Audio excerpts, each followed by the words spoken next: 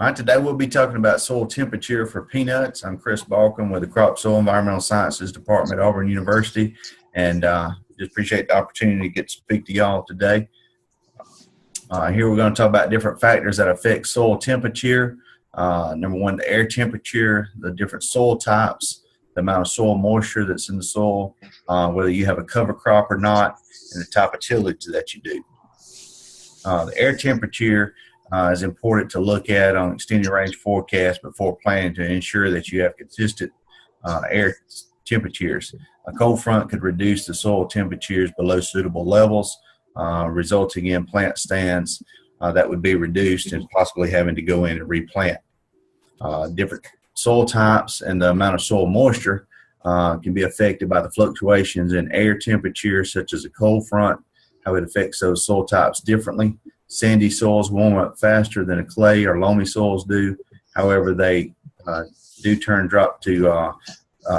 have a drop in temperature faster from the cold front passing through. This is because the coarse textured sandy soils have a lower water holding capacity than a finer textured clay soil does. So moisture is slow to react to the temperature change. Therefore, a clay soil with plenty of soil moisture is slower to warm up, but is more stable and less likely to drop from a cold front passing through.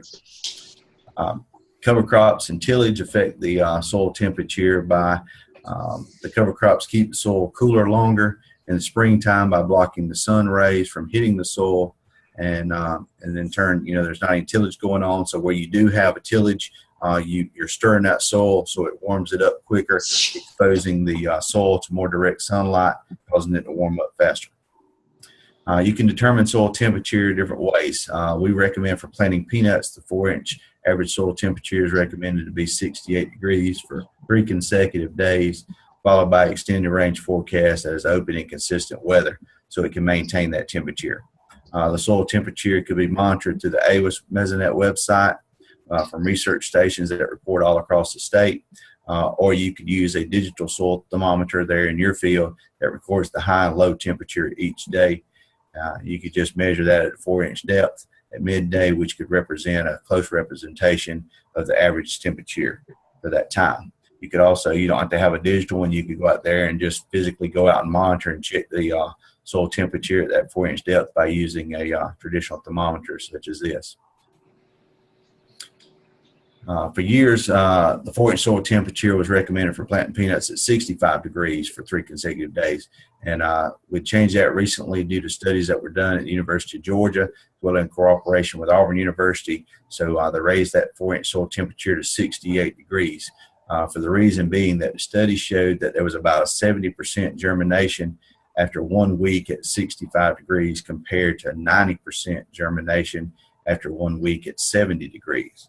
So that little bit of increase in temperature made a huge difference in the amount of peanuts that were germinated.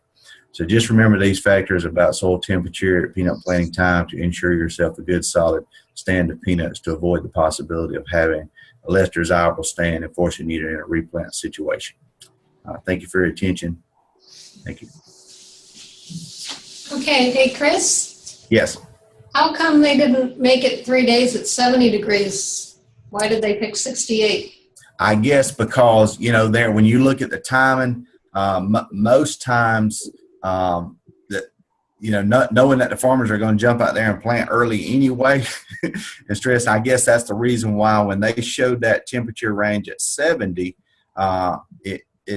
it's really hard for a lot of people to wait out there that much longer, because for years we've planted at 65, and when you can see that difference there by waiting, when you see it at 68, we're only, that's 3 degrees warmer than the 65 and 2 from 70.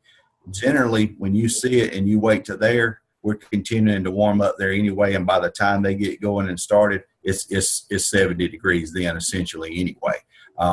That's mainly just drawing attention to that for them to see that difference, the huge benefit in the increased germination, therefore making them hold back just a little bit longer to ensure ourselves that we're on that warming trend.